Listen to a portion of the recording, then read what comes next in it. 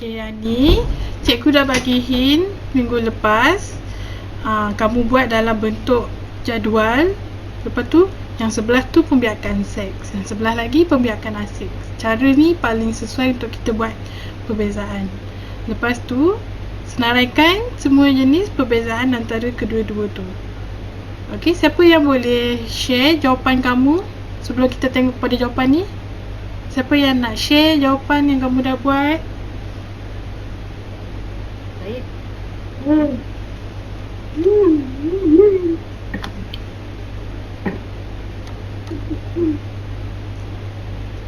Siapa nak share?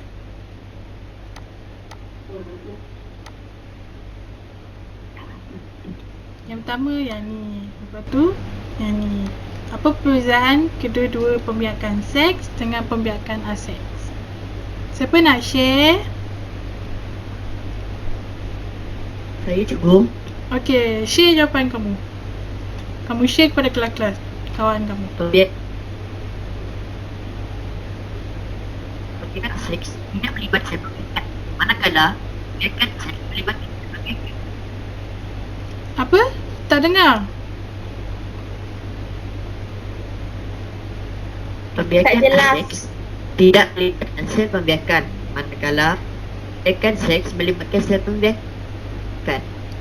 Betul. Jawapan kamu yang ini kan sama macam cikgu punya yang ni. Pembiakan seks dia melibatkan sel pembiakan di mana ada dua. Yang ni satu gamet jantan dan ini adalah gamet betina yang kedua. Dia ada dua induk. Lepas tu kamu cakap pembiakan aseks dia tidak melibatkan sel pembiakan. Lagi siapa nak share?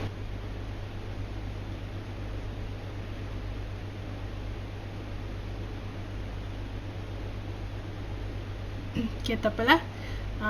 Lepas tu perbezaan yang kedua adalah pembiakan seks ini berlaku kepada manusia, haiwan peringkat tinggi, okey, dan tumbuhan berbunga. Kamu jangan keliru ya, tumbuhan berbunga ni bukan pada pembiakan aseks. Selain daripada tumbuhan berbunga, baru pembiakan aseks. Okey, pembiakan aseks ni pula berlaku kepada organisma ringkas iaitu unisel. Okey, unisel ni kamu dah belajar pada bab 1. Okey, contoh seperti ameba, paramecium, hydra, lepas tu dan tumbuhan seperti bawang, halia, ubi kentang, apa lagi kita dah belajar. Lobak. Lepas tu rumput. Dan banyak lagi, okey. Lepas tu perbezaan yang ketiga adalah pembiakan seks ini melibatkan dua induk, di mana satu jantan dan satu lagi betina.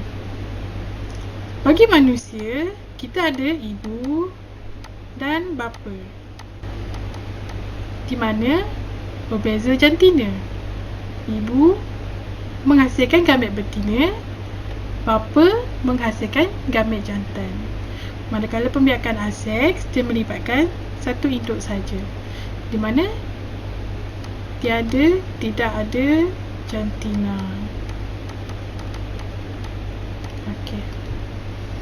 Kita tengok soalan kedua. Ni dia kata kenal pasti bahagian pembiakan vegetatif bagi tumbuhan di bawah. Dia ada 6 tumbuhan. Yang pertama bawang, kedua ubi keledek. Cikgu Leg. Cikgu. Okey, soalan kedua, kenal pasti bahagian pembiakan vegetatif bagi tumbuhan di bawah. Okey, pembiakan vegetatif yang telah kita belajar minggu lepas. Okey, pembiakan vegetatif akar, batang, daun. Okey, ni yang kita dah belajar minggu lepas. Dia ada 3, 1, 2, 3. Lepas tu kita kena pasti bawang ni di bahagian mana. Bawang ni ni adalah di kategori berbawang. Okey, berbawang ni adalah batang.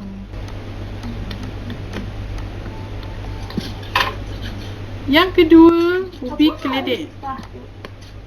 Ubi keledek ini dia adalah kategori batang juga, sama seperti bawang, tapi nama dia bawang ada nama khas iaitu berbawang.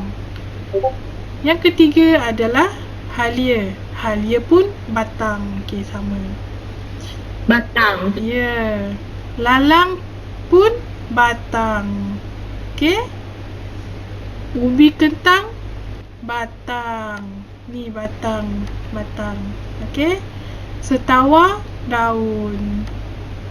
Nah, kalau kita ambil daun, okey, dia akan tumbuh daun kat sini. Daun kecil-kecil kat sini. Untuk setawa lah. Kalau daun dia tumbuh kecil-kecil kat sini, dia membiak. Okey.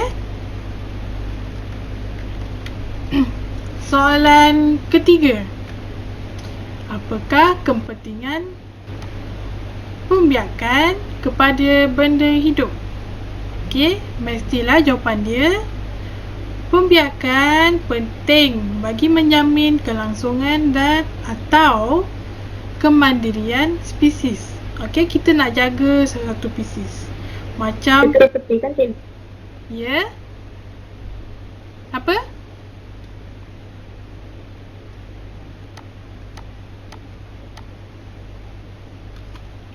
Ya, kamu cakap apa? Cikgu tak dengar lah.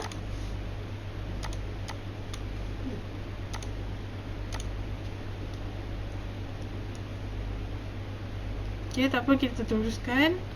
Kepentingan dia adalah kita nak teruskan spesies itu.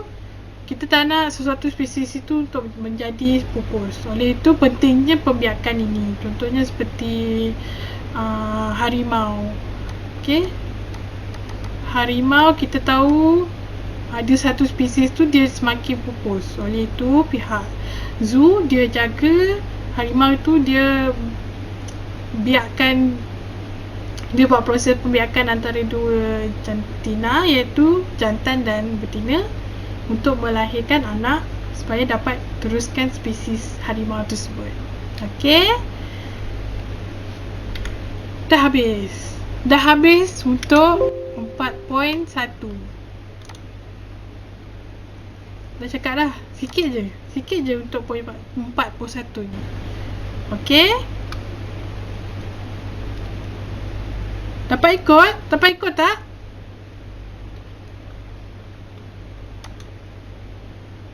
Senyap je Apa, kamu cikgu? malam ni. Senyap je. Tadi banyak kerja rumah ke? Pagi tadi banyak kerja rumah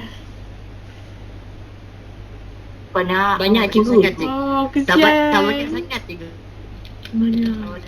Yang banyak tu kesian. Biasalah kita kelas online ni kan, kena belajar sendiri. Kamu kena baca nota sendiri. Ada cikgu yang tak buat Google Meet, macam kesian lah kan. Mesti tak sabar nak jumpa depan-depan. Cikgu tak sabar tau nak jumpa kamu semua depan-depan. Nak kenal kamu depan-depan, nak kenal nama semua seorang-seorang. Betul, cikgu tak sabar. Okey? Sekarang kita masuk bab 4.2, sistem pembiakan manusia. Tadi kita kata pembiakan manusia adalah seks. Okey? Pembiakan seks terbahagi kepada mempunyai dua induk. Okey. Ada dua induk iaitu jantan dan betina. Okey? Hari ni kita akan tengok dua-dua ni, jantan dan betina ni. Okey? Okey, apakah yang akan kita pelajari? Yang pertama, mengenal pasti struktur dan fungsi sistem pembiakan lelaki dan perempuan. Okey, kita nak tahu struktur dia, lepas tu apa fungsi kepada struktur tersebut. Lepas itu, berkomunikasi mengenai perubahan fizikal yang berlaku semasa akil balik. Okey. Yang ketiga, membanding dan membezakan gamet jantan dengan gamet betina dalam sistem pembiakan. Kita nak tengok perbezaan antara dua gamet ni, okey? Okey, siapa tahu apa ni? Mesti semua tahu kan apa ni kan? Ini adalah sistem pembiakan lelaki. Okey, ini adalah lelaki punya. Kalau kita tengok, dia ada banyak struktur kat sini. Lagi banyak berbanding daripada perempuan. Okey, kita tengok satu persatu. Yang pertama adalah pundi kencing. Yang kedua, vesikel semen. Ketiga, kelenjar prostat. Keempat, ductus sperma. Yang kelima, uretra. Keenam, scrotum. Ketujuh adalah testis. Ini di mana nama yang kita biasa panggil telur. Okey. Yang ke-8 adalah zakar. Okey, pundi kencing ini yang besar ni, yang color coklat ni, okey. Yang ni. Ni pandangan sebelah sisi ya. Ni pandangan sebelah hadapan. Okey. Ini adalah vesikel semen. Yang ni, yang warna kuning ni ada dua kat sini. Okey, kalau kita tengok dari sisi, dia panjang ke belakang. Okey, nampak? Okey, kelenjar prostat ni yang warna merah ni. Okey, ni. Ni kalau dari depan yang ni. Ni kat belakang ni. Okey, ductus sperma adalah tiub daripada telur ni, testis. Okey, dia menghubungkan ke sini. Okey, yang ni. Yang ni. Okey, tak cantik lah tulisan. Okey, lepas tu uretra. Uretra ni tiub yang ni. Tak sama tiub dia ada dua. Yang ni pertama tadi kita.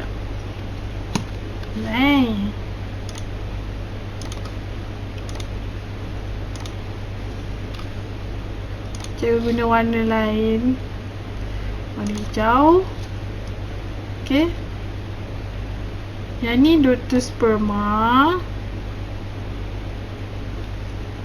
Lepas tu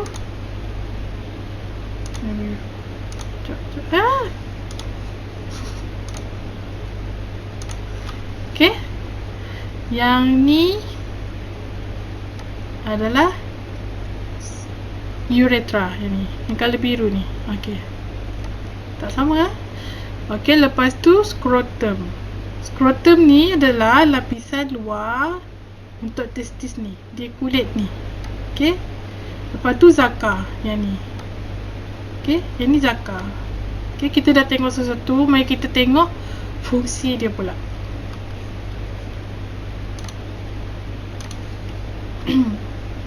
Okey, fungsi vesikel semen. Vesikel semen tadi dekat yang ni. Yang color kuning ni, yang panjang ke belakang ni. Dia berfungsi untuk merembeskan bendalai yang mengandungi nutrien untuk sperma. Dekat sini adalah punca makanan untuk sperma. Okey, ini nutrien. Dia bagi nutrien untuk sperma dan cecair. Dia lepaskan cecair. Lepas itu uretra. Uretra ni adalah salur. Yang ni, yang warna hijau tadi ni, salur untuk mengeluarkan sperma dan air kencing keluar daripada badan. Yang ni. Salah. Yang warna biru ni adalah uretra. Yang hijau ni ductus sperma. Okey, tak sama. Salah. Saya cakap. Yang biru ni uretra. Okey. Dia keluarkan air kencing dan sperma. Lepas tu ductus sperma. Ni baru kita tengok yang warna hijau ni. Okey. Yang warna hijau ni. Tiub yang warna hijau ni, dia menyalurkan sperma dari testis ke uretra. Uretra adalah tiub yang ni, salur yang ni di dalam badan. Dia salurkan sperma dari testis, dari yang telur ni, testis ni, ke uretra. Okey, disambung kat sini. Kita nampak kat sini dia sambung. Okey. Lepas tu zakar. Zakar ni dia memindahkan sperma ke dalam faraj perempuan semasa persetubuhan. Okey, semua tahu yang ni saya rasa. Okey, fungsi yang lain adalah skrotum. Skrotum. Okey, skrotum ni yang color kuning ni. Ataupun kita selalu panggil telur. Okey. Bukan. Skrotum ni lapisan luar ni. Kulit dia. Yang color kuning ni adalah testis. Skrotum ni dia memegang dan melindungi testis. Itu fungsi lapisan luar testis ni. Kulit dia. Okey. Selepas itu kelenjar prostat. Kelenjar prostat ni, mana tadi kelenjar prostat? Yang ni. Yang warna merah ni, dia menghasilkan cecair yang berkhasiat dan melindungi sel sperma. Okey. Testis ni pula menghasilkan gamet jantan iaitu sperma dan hormon seks jantan. Okey, yang color kuning ini dia menghasilkan gamet jantan. Kalau testis ini tidak dapat berfungsi, dia tidak dapat menghasilkan gamet jantan. Kalau dia tidak dapat menghasilkan gamet jantan, jadi seseorang lelaki itu mandul. Oleh itu pentingnya kamu untuk jaga bahagian sistem pembiakan kamu. Ini untuk lelaki. Mari kita tengok untuk perempuan pula. Perempuan tak banyak sangat macam lelaki. Kalau perempuan dia ada, kejap tukar warna pen. Okay. Perempuan yang pertama dia ada tube falopio. Tube falopio ni yang ini, yang macam C ni, kat sini ada dua belah. Satu sini, satu belah kiri, satu belah kanan. Nanti kita tengok fungsi dia. Lepas tu ovari. Ovari tu yang sini. Ni, warna kuning ni. Ini adalah ovari. Okey, ovari ni kita panggil telur dalam perempuan. Okey, nama mudah dia. Tapi kalau kamu jawab dalam ujian, kamu kena jawab ovari. Okey. Uterus ni adalah ini. Okey. Ini adalah uterus. Uterus yang warna merah ni. Cervix pula di sini. Okey. Ini adalah faraj. Dekat sini dah berlakunya persetubuhan ya. Okey, mari kita tengok fungsi dia satu persatu. Yang pertama untuk tube falopio, itu tempat persenyawaan antara sperma dan ovum berlaku. Dekat sini. Okey, mana pen saya ni? Mereka akan bersenyawa dekat sini. Sperma dan ovum akan bertemu dan akan bersenyawa di sini. Okey, tu kena faham, kena hafal, kena ingat. Lepas tu ovari menghasilkan gamet betina iaitu ovum dan hormon seks wanita. Di sini dia menghasilkan ovum. Okey. Macam tadi, untuk lelaki testis yang menghasilkan sperma. Okey, manakala untuk perempuan ovari yang menghasilkan ovum. Uterus, okey. Ni uterus adalah rahim di mana tempat embrio berkembang dan membesar. Okey, dekat situ di mana baby akan berkembang. Okey. Cervix. Mari kita tengok fungsi cervix iaitu mengeluarkan mucus untuk memudahkan sperma berenang ke dalam uterus. Okey. Pada cervix ni dia akan keluarkan cecair, dia akan lepaskan cecair supaya sperma yang dimasukkan ke dalam sistem pembiakan perempuan ini dia dapat berenang terus ke dalam falopio ni supaya sperma tu boleh berenang ke tube falopio ni. Itu fungsi cervix, dia mengeluarkan mucus. Okay, bagi faraj pula yang di sini iaitu menerima sperma dan menjadi saluran bayi dilahirkan. Okey, dekat sinilah tempat sperma masuk. Okey, lepas tu dekat sini jugalah tempat bayi dilahirkan. tempat bayi keluar daripada rahim. Okey, mari kita tengok perubahan fizikal yang berlaku ketika akil balik. Kamu selalu dengar pasal akil balik, lepas tu lelaki bersunat lah kan, pada umur macam darjah 5, darjah 6 kan, kamu lelaki bersunat. Okey, akil balik ni bermaksud peringkat permulaan sistem pembiakan menjadi matang dan menghasilkan sel pembiakan. Okey, masa akil balik ni barulah sistem pembiakan itu akan mula menghasilkan sel pembiakan. Untuk lelaki, dia akan mula untuk menghasilkan sperma. Manakala perempuan, dia akan mula untuk menghasilkan ovum. Lepas tu, pada akil balik ni juga, pertumbuhan dan perkembangan yang banyak sama ada dari segi emosi, fizikal maupun fisiologi.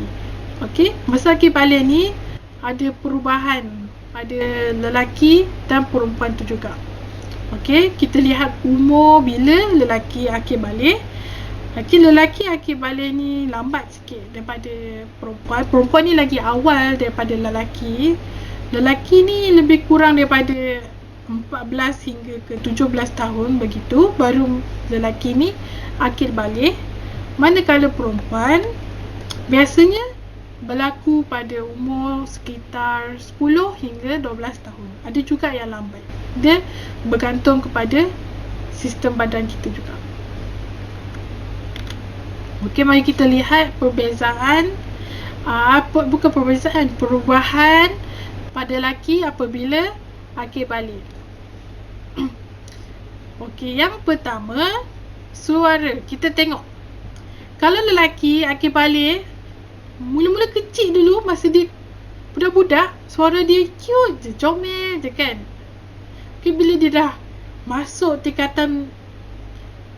kelas tingkatan sekolah menengah, suara terus jadi garau. Okay, suara terus jadi macu. Okay.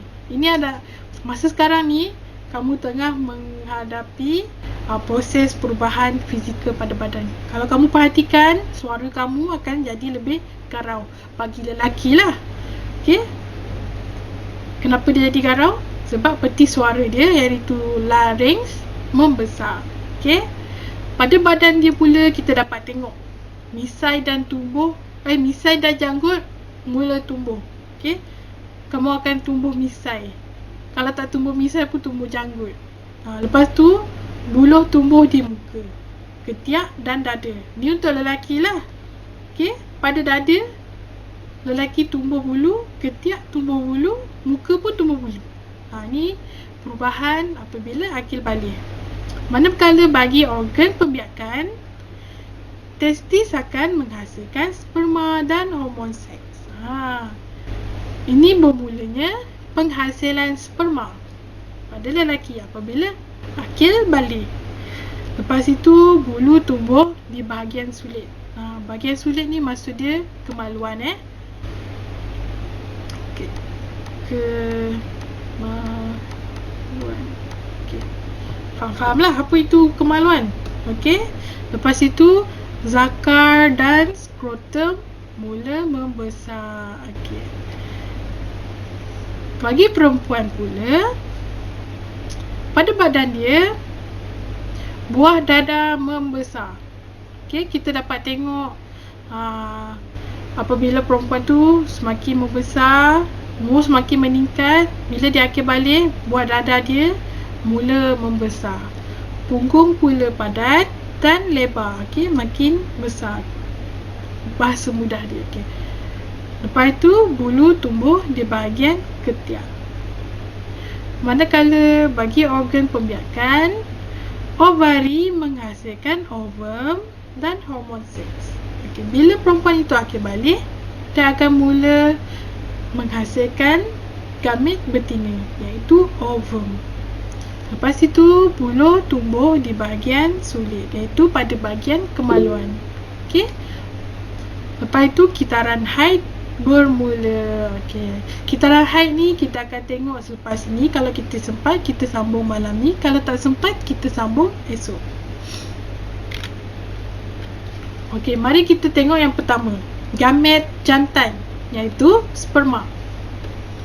Sperma ini adalah sel terkecil dalam badan lelaki dan berbentuk seperti berudu. Kalau kamu tengok ni macam berudu. Siapa tahu berudu tu apa? Apa itu berudu?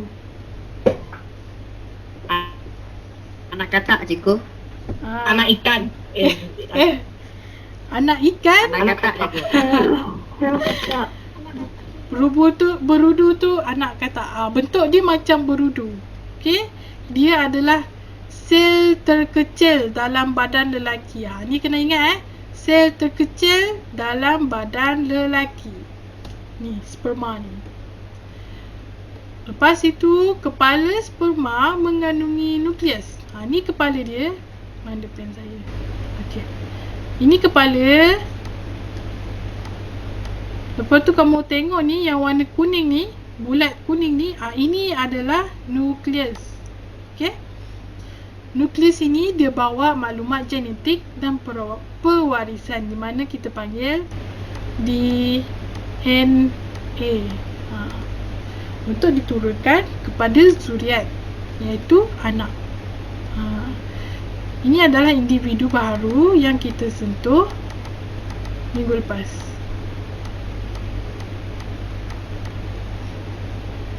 Okey, ekor sperma dia pula berfungsi untuk bergerak dan berenang dalam semen melalui faraj. Tadi pada faraj tadi ada cervix kan? Okey, pada cervix tu dia akan menghasilkan cecair untuk memudahkan sperma itu berenang ke bahagian uterus, seterusnya kepada tiub falopio.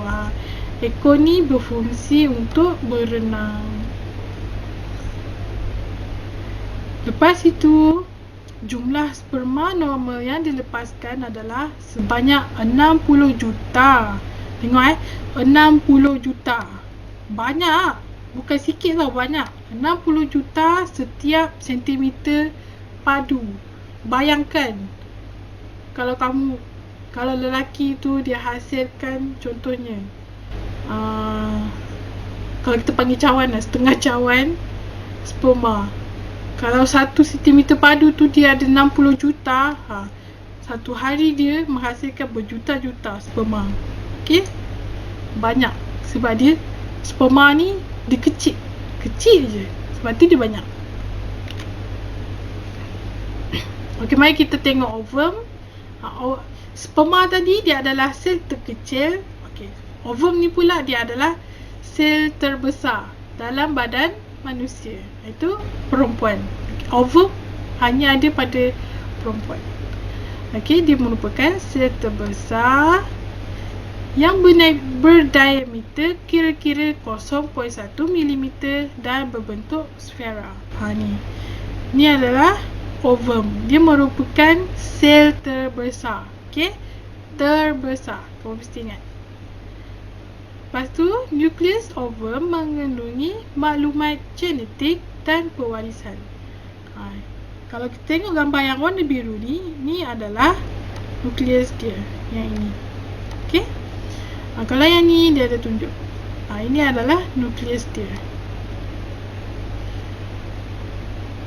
Dalam nukleus ni dia ada DNA, iaitu maklumat genetik dan pewarisan untuk diturunkan kepada zuriat ataupun anak. Okey, tadi sperma dia boleh bergerak sebab dia ada ekor untuk berenang. Kalau untuk ovum ni dia tak dapat bergerak. Okey, dia tidak boleh bergerak sendiri. Itu perbezaan antara sperma dan ovum. Lepas itu, bilangan ovum yang dihasilkan biasanya hanya 1 setiap bulan. Yang ni. 1 setiap bulan. Tadi kalau lelaki 60 juta sperma dihasilkan bagi 1 cm padu. Okey, lelaki dihasilkan sperma banyak, manakala perempuan dia menghasilkan ovum hanya 1 setiap bulan. Selalunya lah 1 setiap bulan bagi perempuan normal. Okay, kita tengok perbezaan gamet jantina dan gamet betina. Gamet jantan dan gamet betina. Okey, gamet jantan ni adalah sperma, manakala gamet betina ni adalah ovum. Okey. Sperma ni, kita tengok persamaan dia terlebih dahulu. Persamaan dia adalah dia membawa maklumat genetik, di mana pada nukleus sel pembiakan tadi kita tengok. Yang sama adalah mereka membawa maklumat genetik, iaitu DNA. Okay. Dan kedua-dua sel ini merupakan sel pembiakan seks. Okay. Kita tengok perbezaan yang pertama dahulu. Sperma ni dia boleh bergerak. Okay. Kalau ovum ni dia tidak boleh bergerak. Itu beza yang pertama. Yang kedua, perbezaan yang kedua, sperma dihasilkan oleh testis. Nama dia testis. Nama telur bagi lelaki adalah testis. Lepas itu ovum dihasilkan oleh ovari. Okay, nama telur bagi perempuan pula adalah ovari. Yang ketiga, sperma ni adalah gamet jantan. Ni kita telah tekankan dari minggu lepas lagi. Gamet jantan adalah sperma. Okay, ovum pula adalah gamet betina. Yang terakhir sekali, sperma merupakan sel yang terkecil di dalam badan lelaki. Kita tengok tadi, sperma tu paling kecil, sel yang paling kecil dalam badan lelaki. Manakala ovum merupakan sel yang terbesar, besar, paling besar di dalam badan perempuan. Okey, dah habis.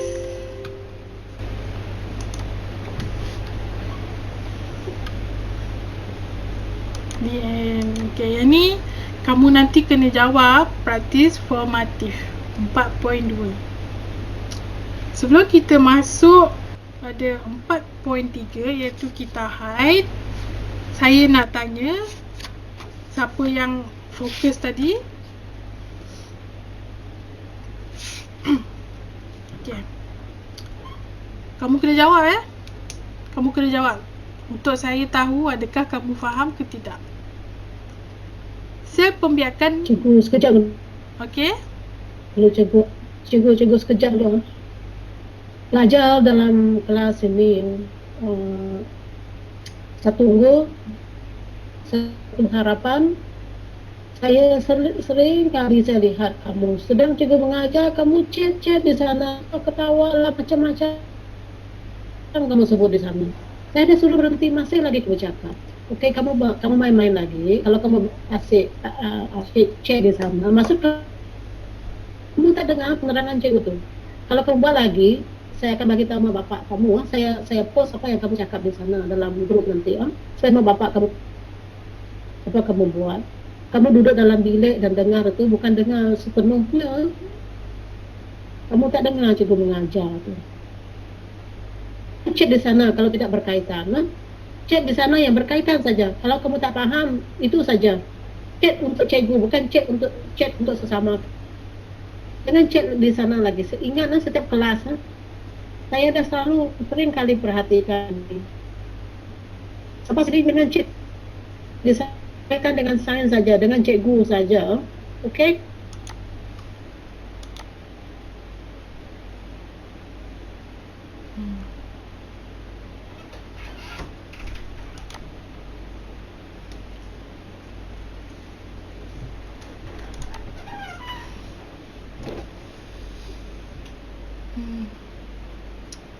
Cikgu tak perasan kamu chat dalam ni. Saya ingat kamu dengar apa yang saya cakap.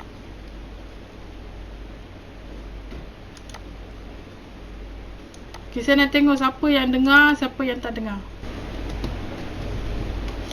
Saya nak tanya soalan. Dalam sistem pembiakan lelaki, apakah nama sel pembiakan bagi lelaki? Siapa boleh bagi tahu?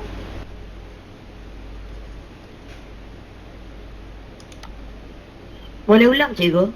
Sebab pelik. Boleh ulang, cikgu. Dalam sel pembiakan lelaki, apakah nama sel tersebut?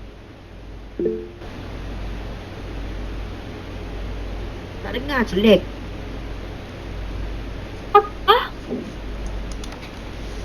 Cikgu kata putus-putus cikgu.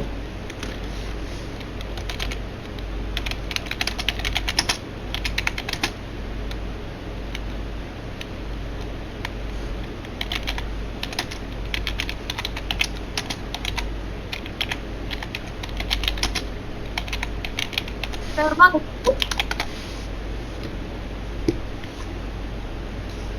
Saya ada bagi tahu dalam ruang chat tu. Sperma kah? Nah, Sperma cikgu. sperma kah?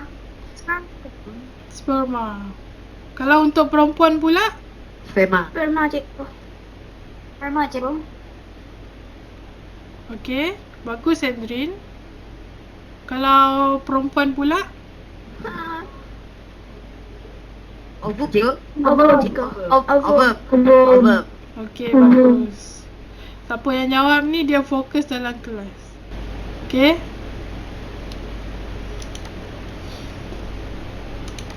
Lepas tu mari kita tengok. Tadi kita dah belajar pasal testis dengan ovari. Testis ni pada sistem pembiakan lelaki ataupun perempuan. Testis. Lelaki, Sperma. cikgu. Lelaki. Lelaki cikgu. Lelaki cikgu. Lelaki. Jadi, apakah fungsi testis itu?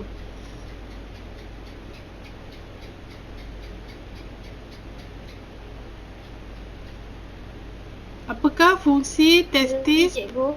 Apa? Ya, Andrin. Lelaki, cikgu. Ya, dia lelaki. Testis ni pada sistem pembiakan lelaki. Apakah fungsi dia? Fungsi testis tu? Untuk menghasilkan sperma. Untuk menghasil sama. Yes, betul. Untuk menghasilkan sperma. Kita tengok untuk perempuan pula. Di manakah sel ovum dihasilkan bagi sistem pembiakan perempuan? Ovari. Ovari. Bagus, bagus. Saya suka kamu kalau kamu dapat jawab. Ovari. Okey, cara ejaan dia adalah O-V-A-R-I. Saya tengok Gabriela. Dia salah tulis kat situ. Tapi dia dah atur dah. Okey, ovari. Betul-betul. Lepas tu kita tengok ni yang paling penting tiub fallopian ni merupakan tempat persenyawaan antara sperma dan ovum berlaku. Dekat sini ovum dan sperma tu dating. Tu maksudnya. Dia akan berjumpa dan bersenyawa di sini. Nama dia tiub fallopian. Macam nama orang putih. Okey. Dekat uterus ni, rahim. Rahim ni adalah tempat embrio berkembang dan membesar. Apa itu embrio? Okey, embrio ni adalah apabila sel sperma dan sel ovum bersenyawa. Okey, selepas sel tersebut bersenyawa, mereka akan terbahagi dan berkembang untuk menjadi embrio. Okey? Itu maksud dia. Fasa pembahagian pertama perkembangan tu nama dia embrio. Nanti kita tengok pada bab 4.4 bahagian kehamilan. Okey? Lepas tu, apa itu akil balik? Siapa boleh bagi tahu akil balik tu apa? Akil balik.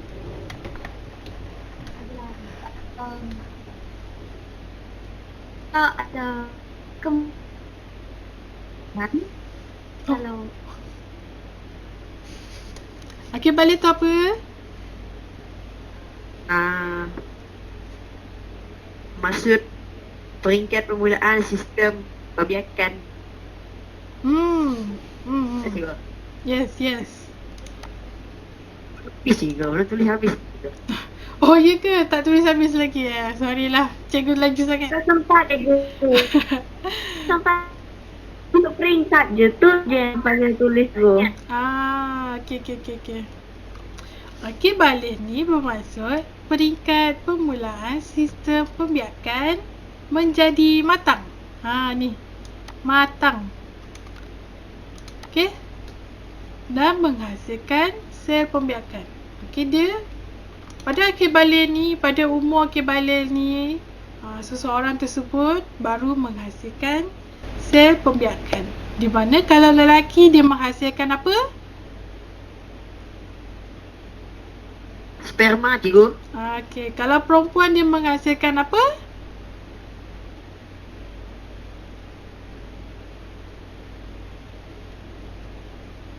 Kalau perempuan dia akan mula menghasilkan ovum. Okey? Ovari. Ovum. Ovari tu nama tempat ovum tu dihasilkan. Okey, jangan keliru pula. Okey?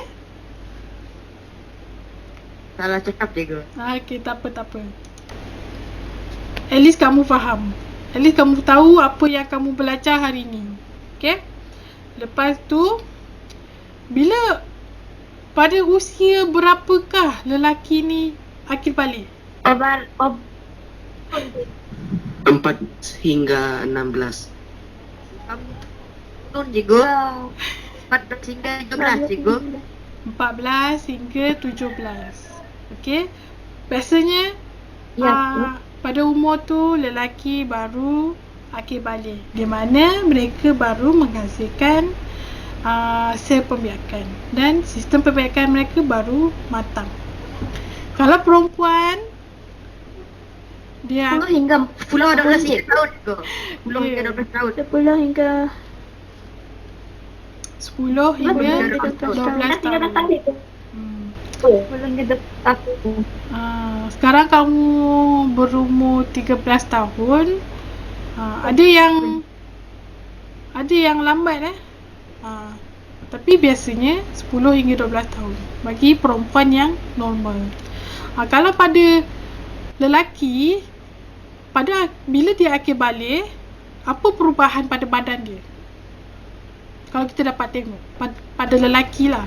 Suara dia Suara berubah, semakin cikgu. garau. Suara dia berubah. Semakin garau. Misai dan bulu tumbuh di muka, ketiak dan 10 dada. hingga 12 tahun cikgu. 10 hingga Yes. 12 cikgu. Misai tumbuh. Lepas tu janggut tumbuh. Betul. Bulu tumbuh pada muka, ketiak dan dada. Betul. Ni complete answer. Ketiak dan dada. Betul. Lepas tu tadi kamu cakap suara jadi garau. Okay. Sebab tu kita tengok bila kamu dah masuk sekolah menengah ni, suara kamu tu berubah. Tiba-tiba jadi macho, jadi garau macam tu kan. Kalau perubahan pada organ pembiakan, ni tadi cikgu dah ulang banyak kali. Testis menghasilkan sperma dan hormon seks. Okay, dia baru menghasilkan sperma dan hormon seks. Lepas itu, bulu tumbuh di bahagian sulit. Itu kemaluan. Lepas tu zakar dan skrotum mula membesar. Okay, mari kita tengok mana satu zakar. Zakar tadi yang ini, yang batang. Zakar yang ini, okay, yang batang dia, manakala skrotum dia adalah lapisan luar testis. Okay, dia akan berkembang. Kalau perempuan pula, apa yang berubah? Misai dan janggut. Perempuan.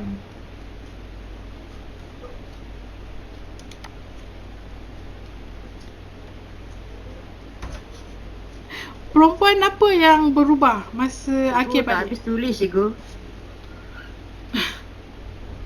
Tak habis tulis Tapi kamu mesti tahu. Kan? Kalau kamu dengar, okey. Tak apalah. Buah dada dia membesar.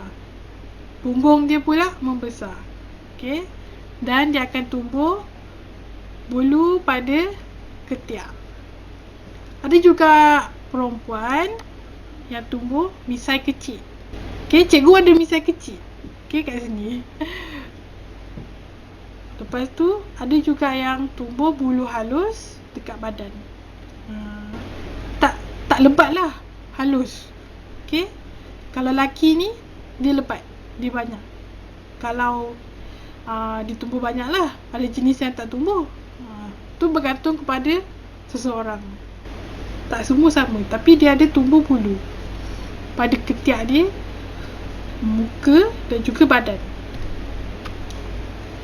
Lepas tu, bagi organ pembiakan perempuan, dia baru menghasilkan ovum. Okey, pada akhir balik dia baru mula untuk menghasilkan ovum. Dan apa lagi satu? Apa lagi pada organ pembiakan? Apa lagi pertumbuhan pada organ pembiakan? Dia sama macam lelaki tadi. Apa yang tumbuh dekat bahagian sulit? Bulu cikgu. Yes, betul, bulu. Kemalu. Bulu. Okay, bulu akan tumbuh bahagian sulit, iaitu kemaluan. Betul. Lepas tu mari kita tengok sel jantan. Siapa boleh explain apa itu sel jantan, iaitu sperma?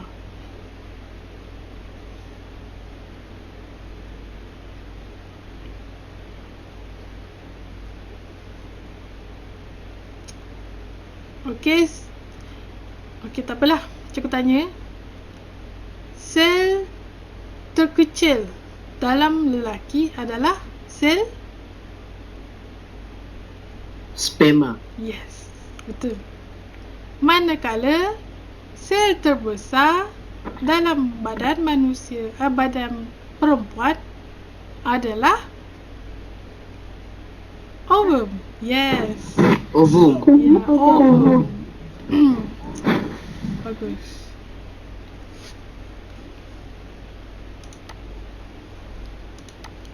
Lepas tu, pada kepala sperma ni dia ada nukleus. Nukleus ni dia bawa DNA di mana maklumat genetik dan pewarisan. Okey, supaya dapat diturunkan kepada anak. Yang ni nanti kita tengok. Okey. Lepas tu ekor ni. Ekor sperma tu apa fungsi dia?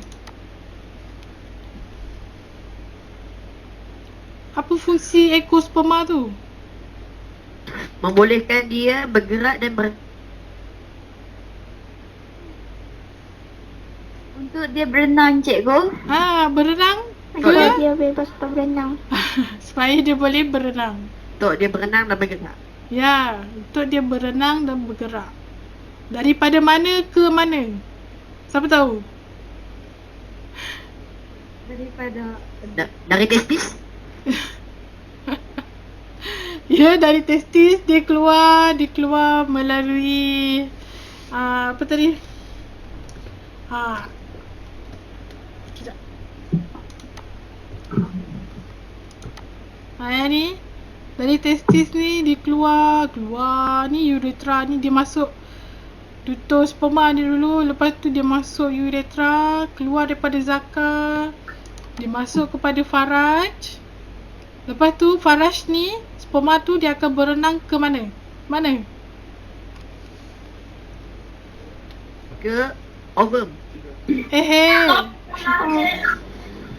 Dia akan berjumpa dengan ovum. Dekat mana? Dekat mana dia akan jumpa ovum?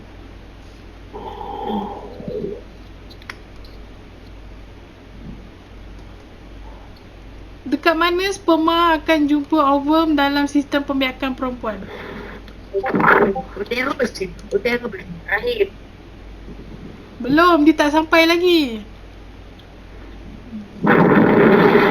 Lepas rahim. Okey.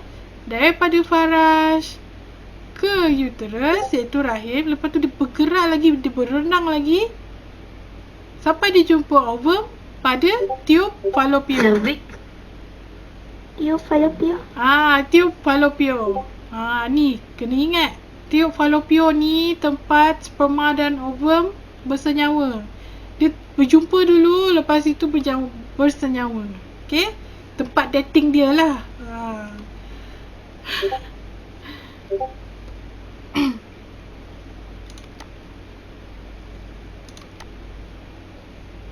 Lepas tu cikgu dah tanya, ovum ni berapa banyak dikeluarkan dalam 1 bulan?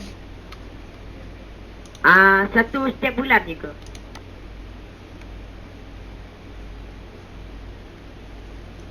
Okay. Satu setiap bulan. Dia menghasilkan, perempuan dia menghasilkan 1 ovum dalam setiap sebulan. Sekali sebulan. Betul-betul. Kalau lelaki pula, dia hasilkan sperma banyak-banyak pada masa sekali. Okay?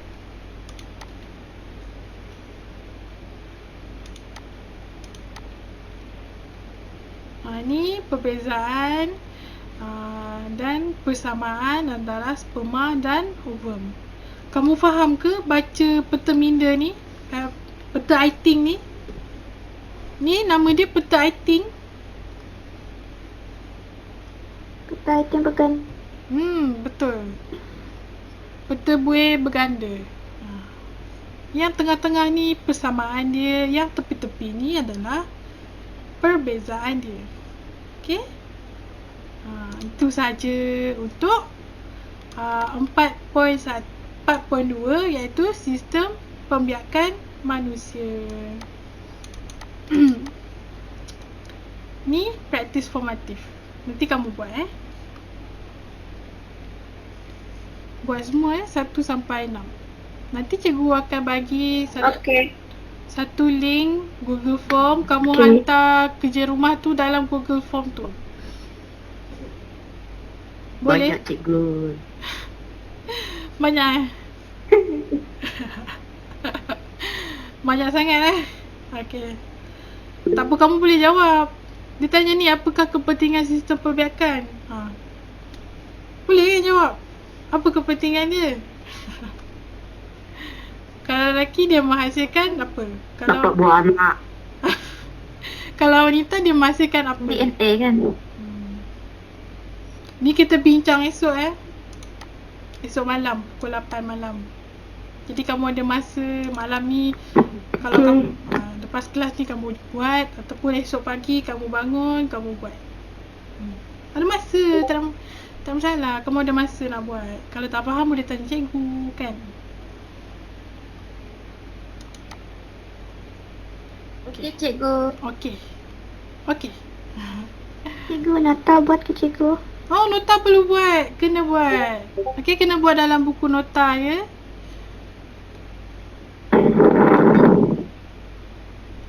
Banyak. Kesian. Cikgu boleh. Siapa cakap banyak tu? Perlu lukis ke? Itu tu pula kepada kamu. Ya, Tapi tak cikgu ya. Banyak cikgu.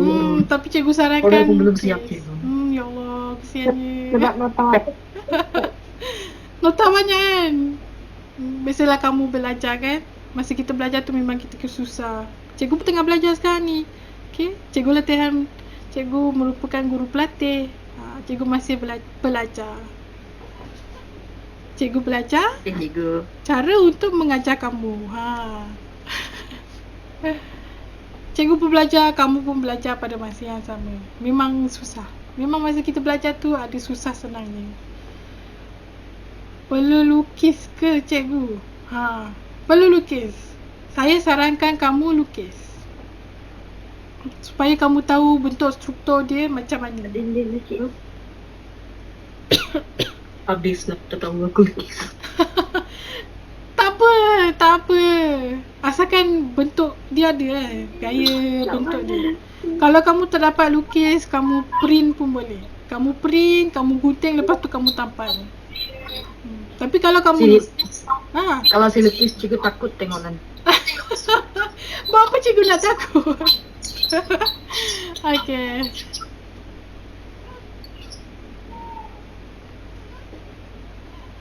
Ada apa-apa lagi soalan? Ui,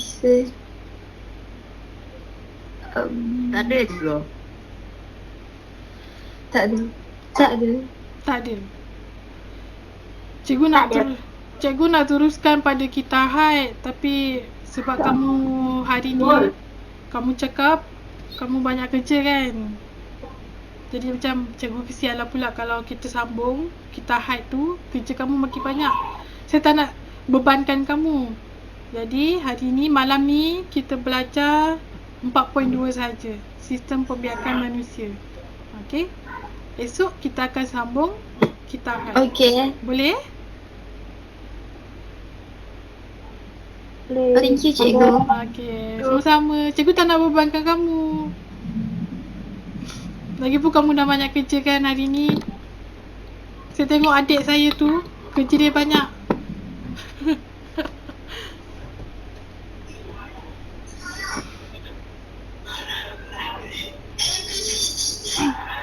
Okey. Oh, selamatkan saya. Cikgu Siti ada apa-apa nak tambah? Cikgu di rumah ni. Tak ada cikgu, tak ada cikgu, tak ada cikgu. Tak ada. Saya tanya Cikgu Siti, bukan kamu. Cikgu, kalau ada soalan yang tak faham boleh tanya ya? Boleh. Terus WhatsApp saya akan balas. Cuma Okey, awal okey. ataupun lambat tu ikutlah bergantung kepada kesibukan saya.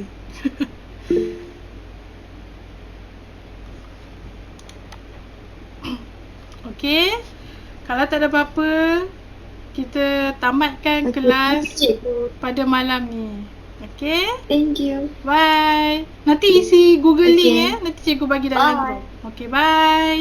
Bye. Terima Datang, kasih, cikgu. Sama-sama. Terima kasih. Tahun pengalaman. Tua dah. Malam, cikgu. Selamat malam. Selamat malam, cikgu. Cikgu. Terima kasih, cikgu. Assalamualaikum. Waalaikumsalam.